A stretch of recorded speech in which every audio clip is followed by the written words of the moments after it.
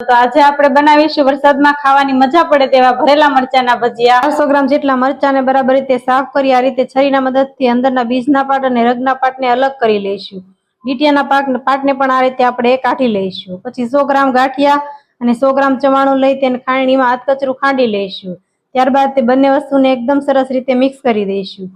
ઉપરથી આપણે મસાલામાં સ્વાદ પ્રમાણે મીઠું એડ કરીશું, ધાણા જીરું પાવડર એડ કરીશું, આદુની પેસ્ટ, લસણની પેસ્ટ, લીલી વરિયાળીનો પાવડર, ગરમ મસાલા પાવડર, 3 ચમચી જેટલો ગોળ અને લીંબુનો રસ એડ કરી બરાબર રીતે મિક્સ કરી દઈશું। પછી ઉપરથી થોડા ધાણા એડ કરી તેને પણ બરાબર રીતે મિક્સ કરી દઈશું। સ્ટફિંગને આ રીતે મરચાની અંદર ભરી દઈશું। તૈયાર કરેલા મરચાને આપણે રાખી દઈશું।